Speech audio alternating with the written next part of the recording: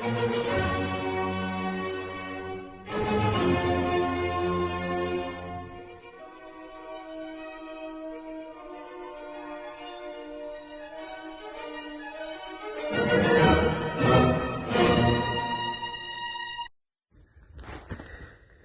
ये है रेडियो हिंदुस्तान और मैं हूं आपके साथ पारिजात। रेडियो कहानी में एक सिलसिलेवार धारावाहिक चल रहा है। एक नॉवेल है तंत्र यंत्र मंत्र विशेषज्ञ लेखक श्री अरुण शर्मा जी का, जिसका नाम है रहस्य। रहस्य का ये 11वां पार्ट है। 10 पार्ट पहले आप सुन चुके हैं। इस पार्ट में रहस्य की ये चौथी कहानी है, जिसका नाम है फांसी। आपने भूत प्रेत से संबंधित मेरी बहुत सारी रचनाएं, कथा और कहानियां पढ़ी होंगी और बराबर पढ़ते भी रहते हैं, मगर ये आपको नहीं मालूम होगा कि मैंने भूत प्रेत की अनोखी और रहस्यमयी दुनिया में कदम कैसे रखा। इस प्रश्न के उत्तर में जो कथा सामने आती है उसका शीर्षक है फांसी। मैं राजनीति से उतना ही दूर हूं जितना जमीन आसमान से होती है, मगर एक बार मुझे भी 7-8 महीने जेल की हवा खानी पड़ी। वो महाशय अपने जमाने के बहुत बड़े क्रांतिकारी जीव थे। बस एक रात अपने घर में उन्हें आश्रय दे दिया मैंने। यही अपराध था मेरा, और इसी अपराध में मुझे पहले थाने लाया गया। मार तो नहीं पड़ी, मगर दूसरे ही दिन मेरा चालान कर दिया गया और उसी दिन अदालत ने सजा सुना दी मुझे। मगर वो जेल यात्रा मेरे लिए वरदान सिद्ध हुई। आज मैं जो कुछ भी हूँ अपने क्षेत्र में, वो उसी वरदान के कारण हूँ। जेल प्रवास में मेरे कई मित्र बन गए और उन मित्रों में से एक मुसलमान मित्र भी था, जिसका नाम था अब्दुल कादिर। अब्दुल कादिर ने हत्या की थी। मुकदमा चला हर तारीख पर। कादिर पाषाण मुख मुद्रा में पश्चाताप विहीन होकर कटघरे में खड़ा होता था और सैकड़ों नजरें उसको बींधने लगती थी। बीच बीच में कोलाहल उठता और फिर जज के हथौड़े की ठक ठक और ऑर्डर ऑर्डर की आवाज उस कोलाहल को एक बार की खामोश कर देती थी। सारी कार्यवाही यंत्रवत चलती रही। गवाहियां हुई, बहसें हुई और अंत में मुकदमे का फैसला हो गया। कादिर को सजा मिली प्राणदंड की, यानी फांसी। सजा सुनकर कादिर की आंखों में एक लपट सी कौंधी और फिर बुझ गई। उसका चेहरा म्लान हो गया और उसने अपना सिर सीखचों पर टिका दिया। संयोगवश मुझे जिस बैरक में रखा गया था, उस बैरक में केवल फांसी की ही कोठरियां थी। उन कोठरियों में वे ही लोग थे जिनकी जिंदगी के चंद दिन ही शेष रह गए थे। कादिर को मेरी बगल वाली कोठरी मिली। वो उसमें बंद कर दिया गया।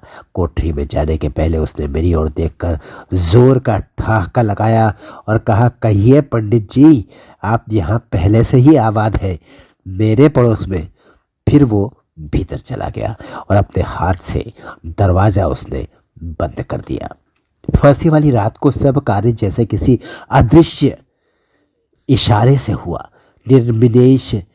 निर्विनेश भाव से, शब्द गलत है, निर्निमेष है। निर्निमेष भाव से देखता रहा मैं सब कुछ। कादिर को सीढ़ियों के जरिए ऊपर चबूतरे पर ले जाया गया। काले टोपे से उसका सिर और चेहरा ढक दिया गया।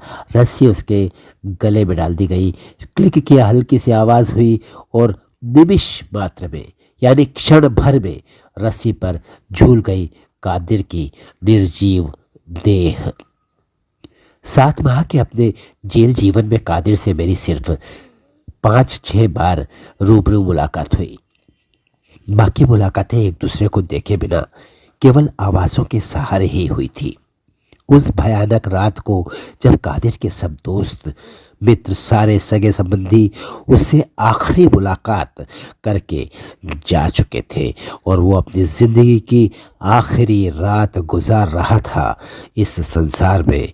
मेरी और उसकी बातचीत उसी तरह चल रही थी। कादिर को सवेरे 6 बजे फांसी पर लटकना था। पता नहीं वो मानसिक रूप से इसके लिए तैयार था भी या नहीं। कम से कम मैं इसके लिए अपने आप को तैयार नहीं पा रहा था।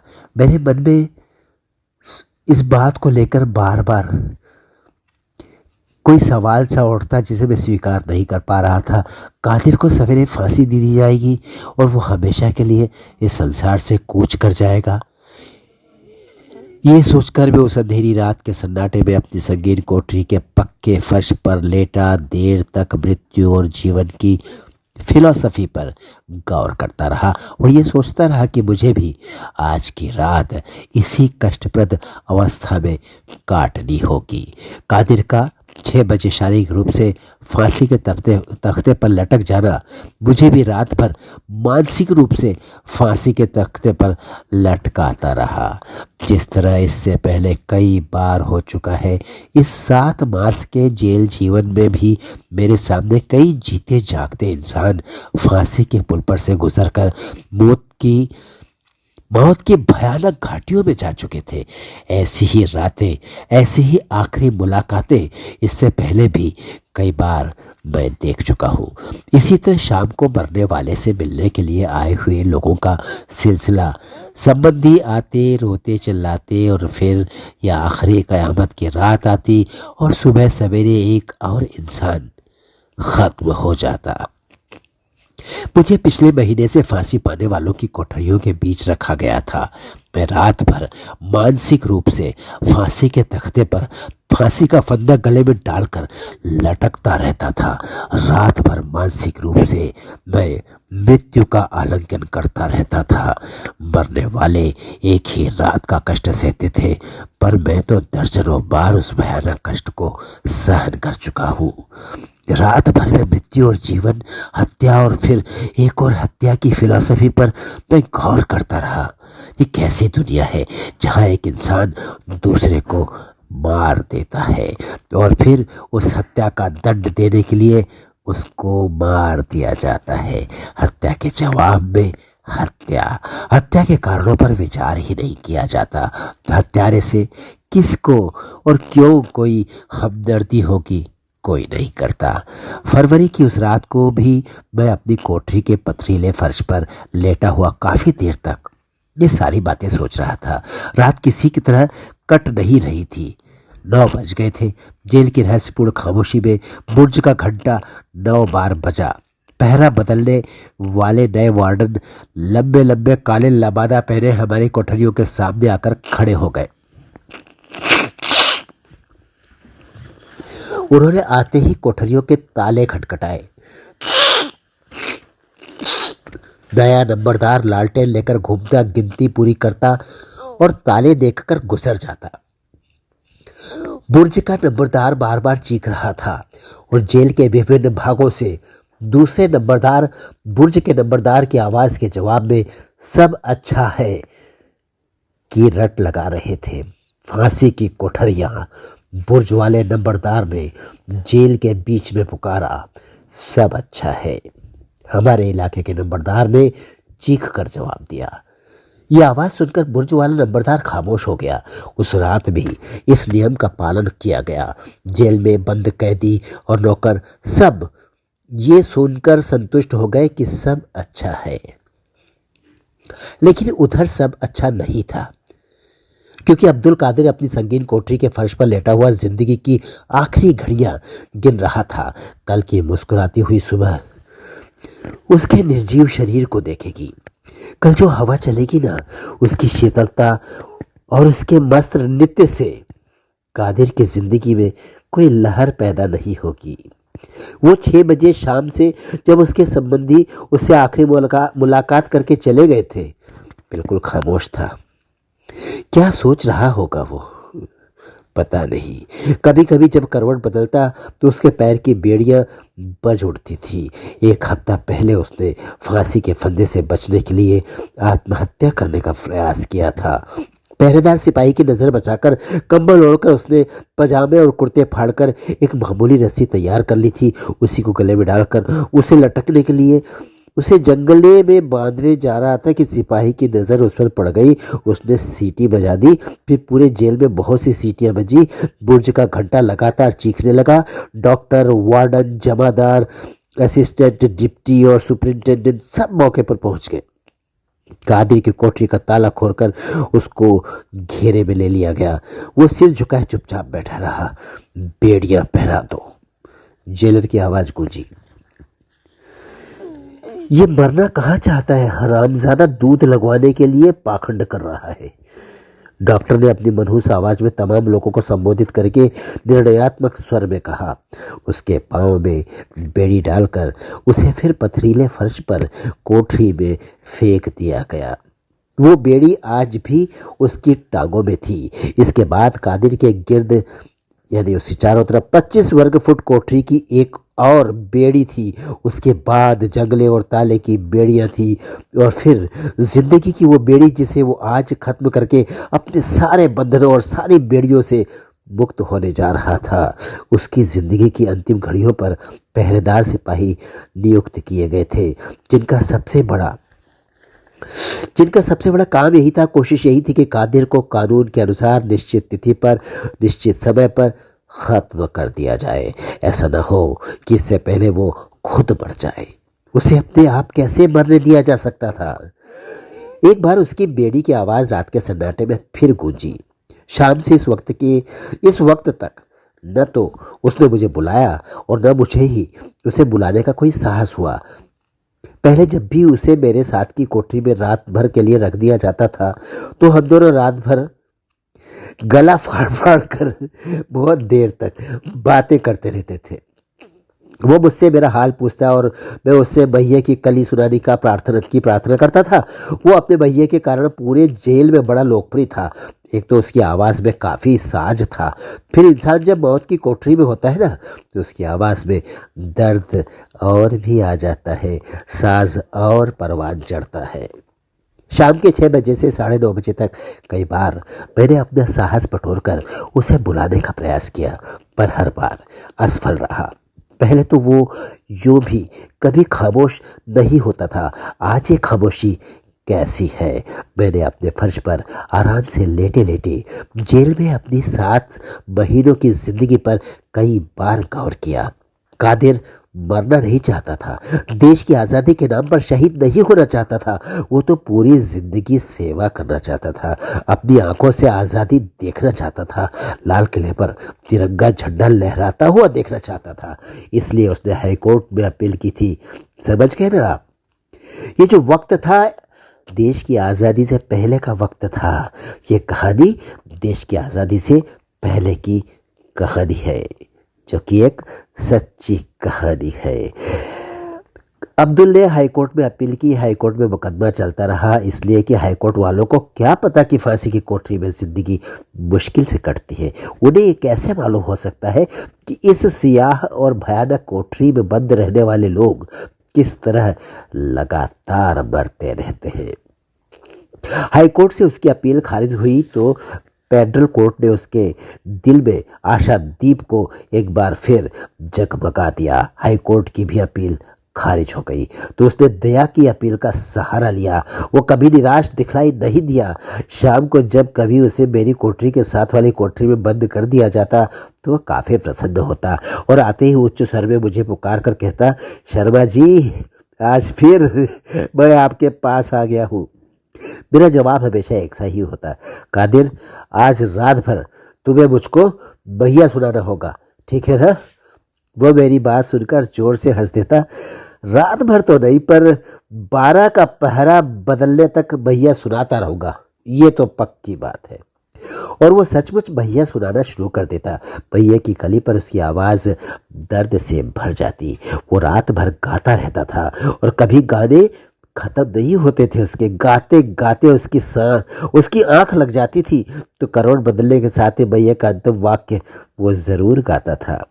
कभी कभी गाते गाते और अक्सर रुककर मुझे पूछता था, शर्मा जी, हाईकोर्ट की अपील में बहुत से लोग बच जाते हैं ना? हाँ कादिर, हाँ, अल्लाह रहम करेगा, फैसला तुम्हारे हक में होगा और तुम बच भी जाओगे। मेरी ये बात सुनकर वो बच्चों की तरह खुश होता और गाना शुरू कर देता। हाईकोर्ट से उसकी अपील खारिज हुई तो मैंने उसे फिर तसल्ली दी, कोई बात नहीं कादिर, पेडरल कोर्ट का फैसला तुम्हारे हक में ही आएगा, चिंता मत करो। मेरी बात में कोई तर्क नहीं होता था पर कादिर उसको झट से मान लेता था। दरअसल आशा के उस टिमटिमाते दीप को वो कभी अपने हाथ से छोड़ना नहीं चाहता था। तस्वीर का दूसरा रुख देखने की वो कभी कोशिश ही नहीं करता था। उस अंधेरी छोटी तस्वीर का दूसरा रुख देखने की वो कभी कोशिश नहीं करता था। उस अंधेरी छोटी और संगीन कोठरी में दिन रात 7 महीने तक बंद रहकर भी उसका जिंदा रहना इसी आशा के सहारे मुमकिन हुआ था। नहीं तो इस कोठरी में लगातार 7 महीने तक मौत का शिकार बनना किसको जिंदा रख सकता है? हाईकोर्ट से निराश होकर वो रहम की अपील मंजूर होने के सपने देखता रहा, लेकिन आज सारे सपने, सारी आशाएं खत्म हो गई। अब उसको भी खत्म होना था। जिंदा रहने की कोई आशा बाकी नहीं बची थी। सिर्फ मौत के साए, खामोशी और सन्नाटा था। जीवन और मृत्यु के बीच केवल 6 घंटे बाकी थे। 6 घंटों की वो यात्रा कादिर आजादी से नहीं कर पाया था। उस काल कोठरी के सीमेंट के जो ठंडे और पक्के फर्श पर बेड़ी पहनकर वो लेटा था, वो सफर को पूरा करने की कोशिश कर रहा था।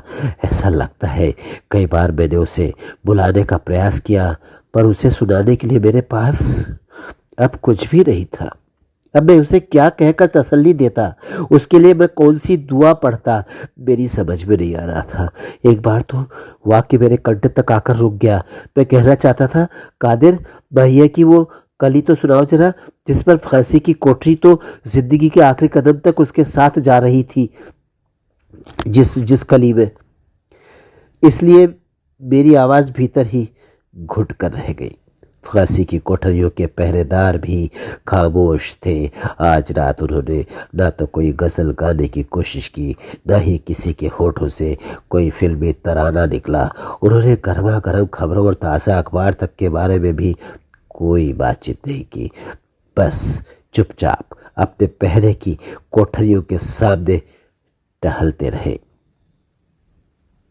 पूरे वातावरण में ऐसी खामोशी छाई थी जिसमें एक गहरे षड्यंत्र का भाव महसूस होता था। जेल में फांसी की सुबह से पहले की रात हमेशा इसी तरह आती है। हर तरफ रहस्यपूर्ण षड्यंत्र और मौत की वीरानी का दृश्य होता है।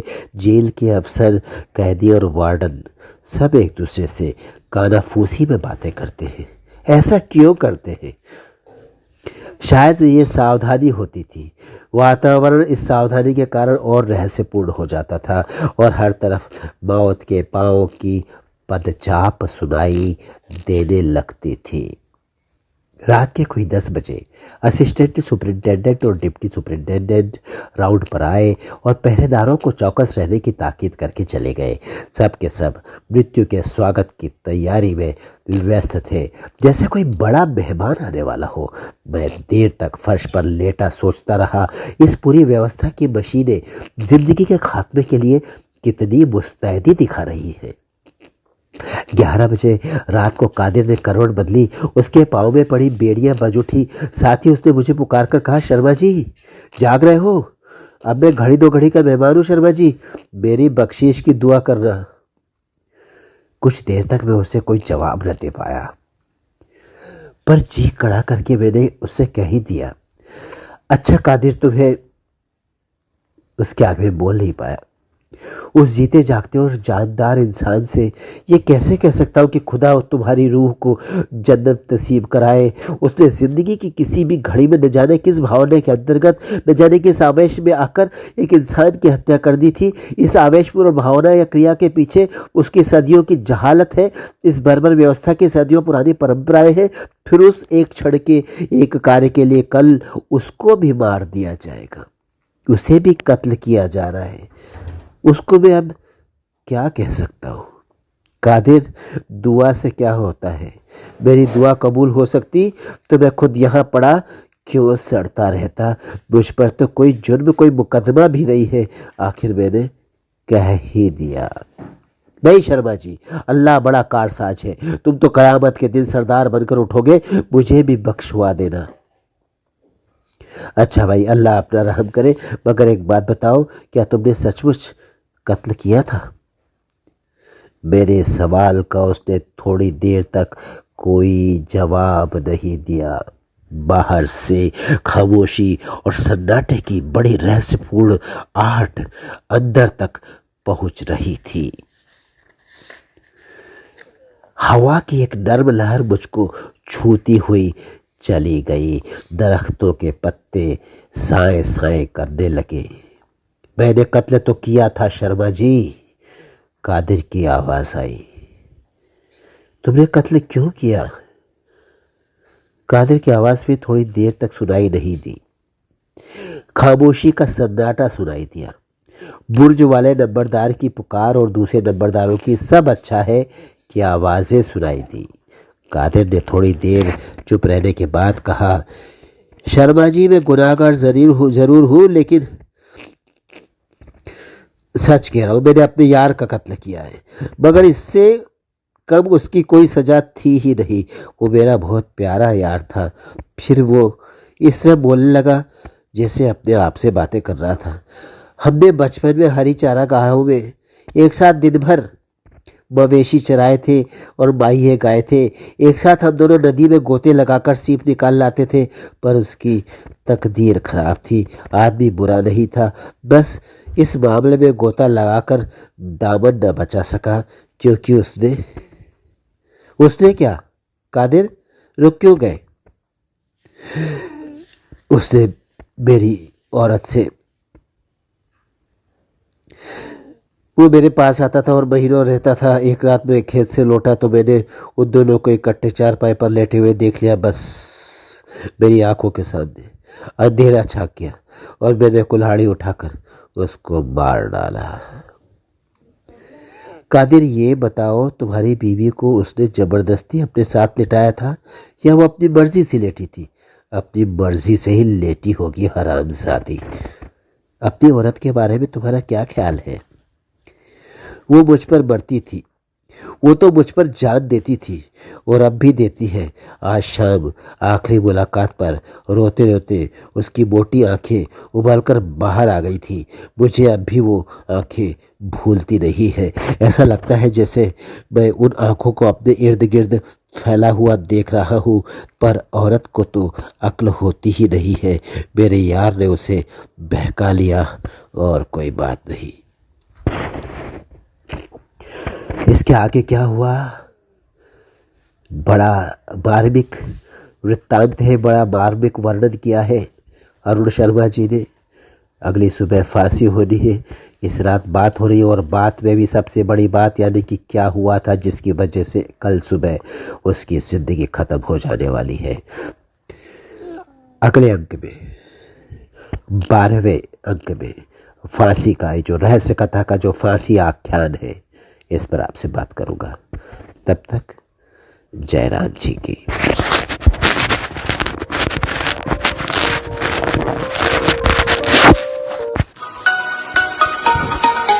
रेडियो हिंदुस्तान।